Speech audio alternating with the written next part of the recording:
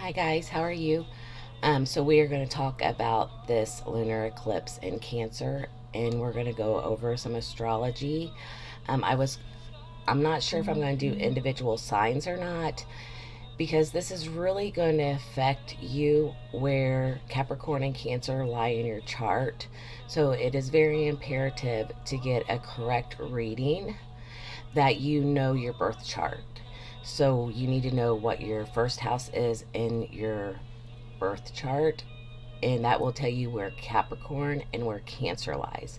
Now, on the 10th, it is the lunar eclipse in Cancer, and this is a lot of motherly energy, of a lot of energy, but we have so many planets on the opposite side of Cancer. It's Capricorn, that's the opposite sign. In Capricorn, we have right now, it is, we have Mercury there, Jupiter, Saturn, and Pluto. Okay.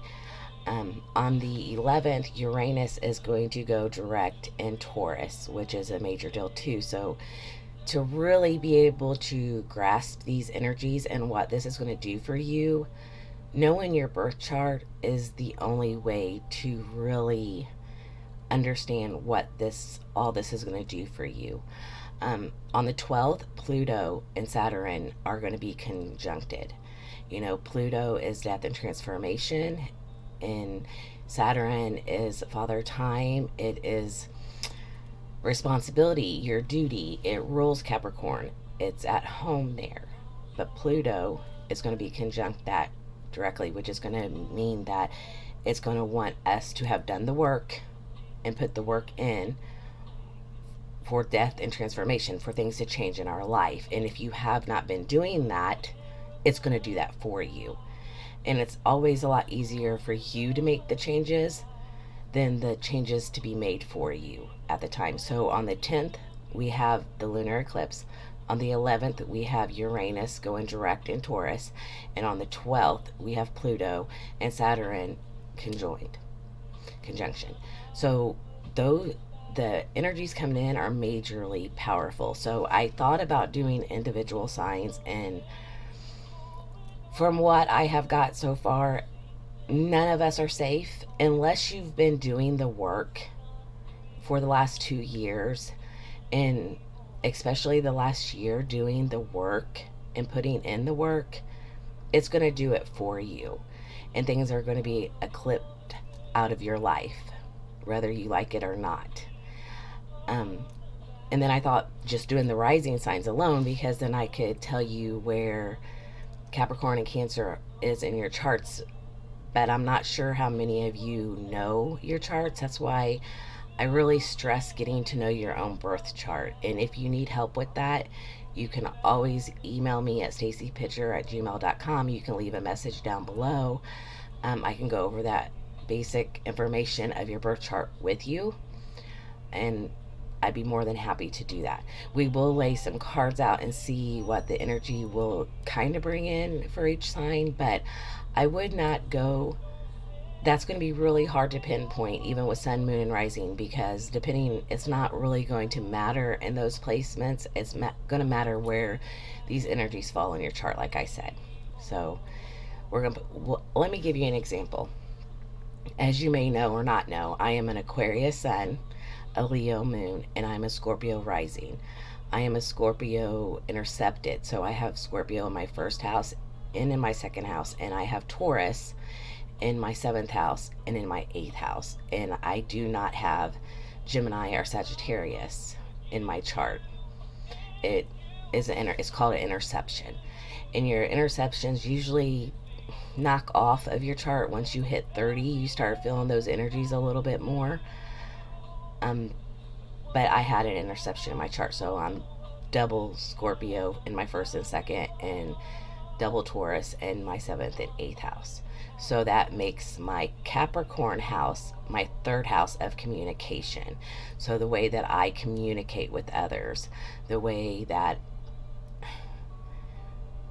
it's ruled by Mercury, the third house is, and it's how, and my Mercury happens to be in Capricorn also. along with my Venus in my third house. So all of those energies, Mercury, Jupiter, Saturn, Pluto, are all in the sun, because the sun's in Capricorn also, is in my third house right now. Now, for any of you watching, if you're not Scorpio rising, it is going to be in another house, and each house has its own purposes and reasons. So the eclipse is happening in my ninth house, which is spirituality, higher learning. So, and that's ruled by Cancer in my chart. So my lessons for the last 2 years, as I said in my last video, when I put my last test of 2019, was for a reason, because my lessons have been communication, how to handle, because I'm a Scorpio rising, and it's so easy for me just to cut people off. Control, Alt, Delete. That was a lesson I had to learn. Instead of just cutting people off sharply, I had to learn how to communicate when problems came up, instead of just, you did me wrong, I'm never talking to you again.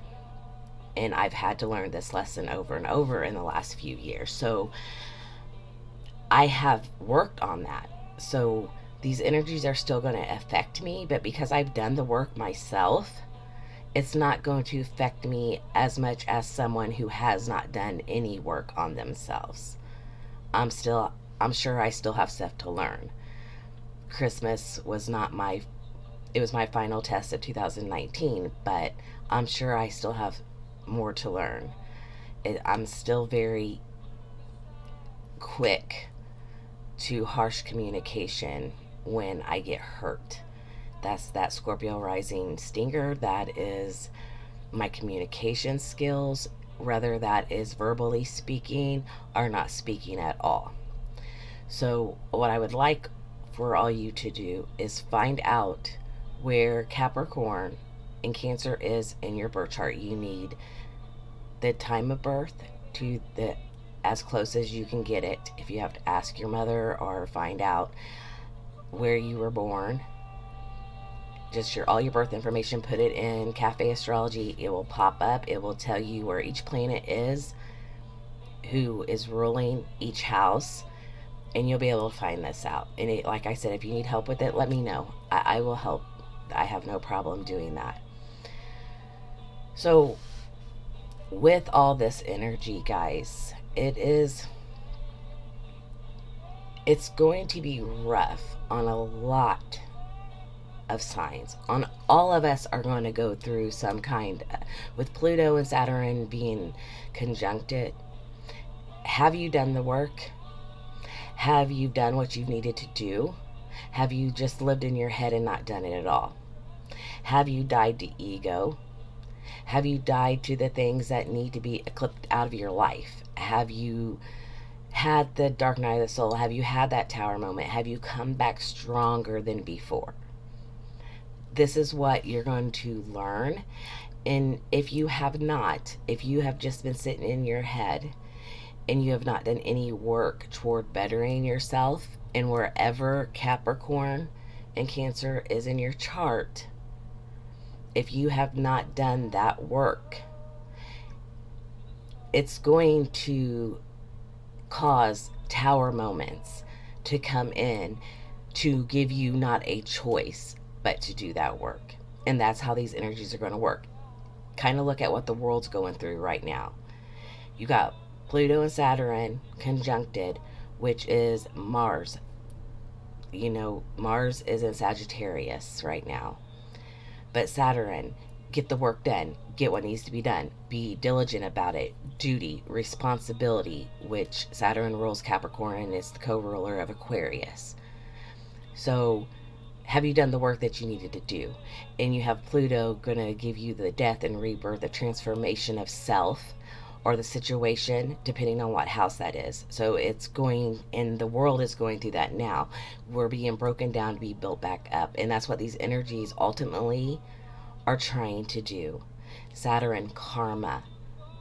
You know, are you going to get back? You're going to get what you have gave. you have to understand when you are working with astrology, and I'm no means the best out there. I am still learning. But they're as above, so below. What is going on in the world has a lot to do with the alignment in Capricorn right now and the way that it is all structured to play out. And for things to be rebuilt, they have to be brought all the way down. And that is no different for us as human beings. For us to be able to change, for us to be able to go further in our life, sometimes we have to be brought all the way down to our knees. And it's a lot easier when we do that for ourselves than when we are made to do it from something that happens that we wouldn't have chose. Okay? So I want you to understand that as I want to do these readings, you need to know where your own birth chart, because as we go forward, I would like to be able, because in my eyes, I can read sun, moon, rising, and I can put it in one, and some people might be able to take the stuff out of it that resonates with them and the stuff that don't. But to get a clear picture of what's going on in your life with the energies in astrology, you need to know what your rising sign is, and you have to be able to understand your own birth chart to know how it's going to affect you. I can channel information for signs.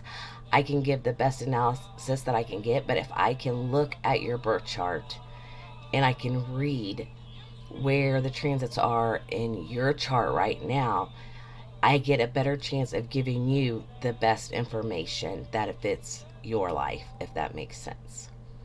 So, with all that being said, I didn't have a chance for my introduction yet to just say thank you to all my new subscribers. I will link everything you need to know below.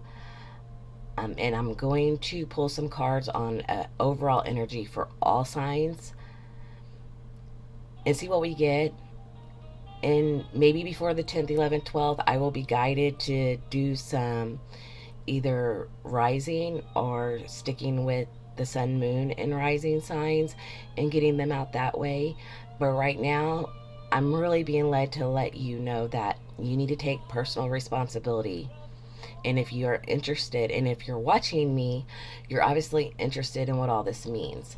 So you need to dig a little deeper, take some time, pull up your birth chart, find out what all that means, or at least where this stuff is in your chart. And if you need help understanding it, that's what I'm here for. I will do my best. And I also can give birth chart readings to the best of my ability to help you understand how to navigate through these energies as we go forward.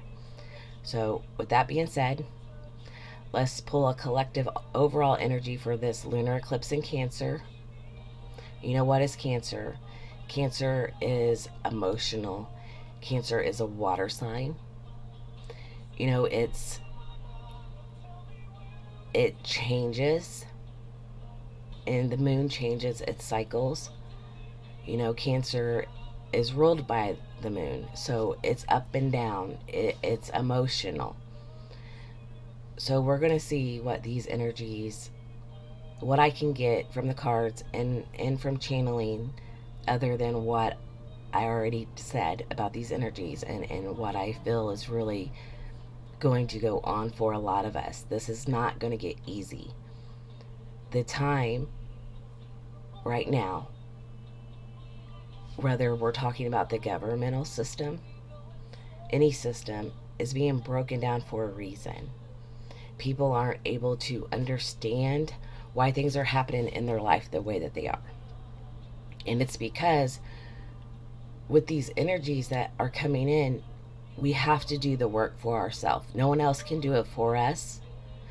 People can lead us and we can learn, but unless we do the work from our core soul, we're not going to be able to just go on being fake, go on wearing a mask of who we are, and playing pretend anymore. That time on this planet is over. It is time to be authentically ourselves. And if you don't do that on your own, you're going to be forced to do that by the sun shining and not letting you hide behind things, by things being eclipsed out. This is the start of a new decade. Look at what happened in the 1920s. You know, each decade has a certain theme. And for me, I believe the 20s are going to be about breaking down and rebuilding to a point that most people don't understand. And we will go through those more as time goes on. So, as I said, let's pull some cards and I'll stop rambling. I did get some new cards, some more new cards. And I did get some astrology cards. So we'll just see. Spirit, what else would you like the collective to know about this eclipse and energy? The Prince of Cups. Mutable water. You have to be mutable. And there we go. Let's see, we have...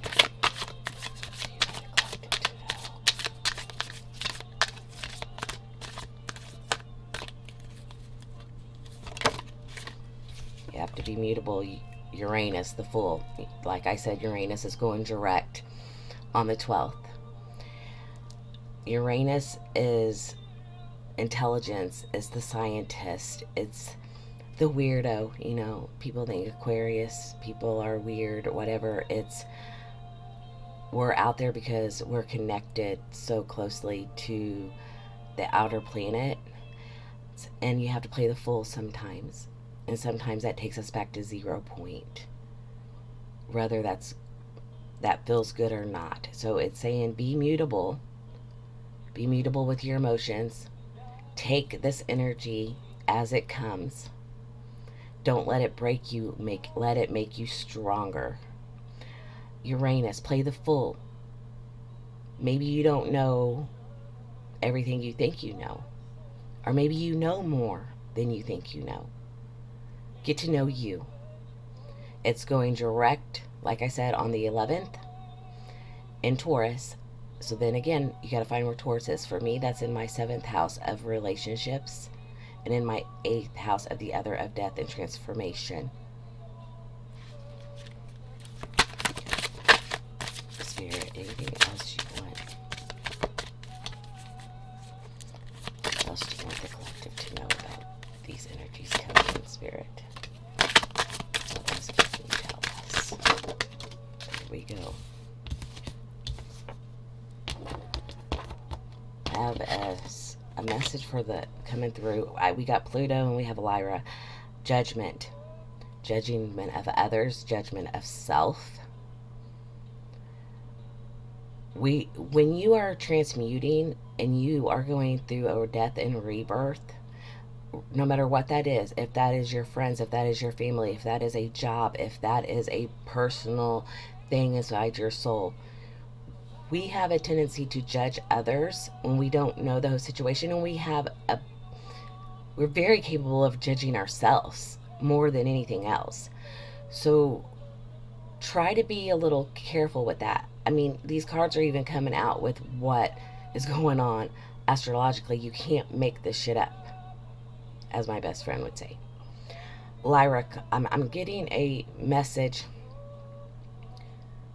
for any of you out there, and I think there's a few who come from the Lyra constellation like I do, Starseed. The 7 of Wands, being able to stand strong in who you are and what you're here to do at this time. That's just a side note for us who resonate with Lyra, okay? Spirit, tell me what else you want us to know about these energies. How can we best ride this wave other than being who we are, being diligent, working hard on ourselves? What else would you like us to know, Spirit?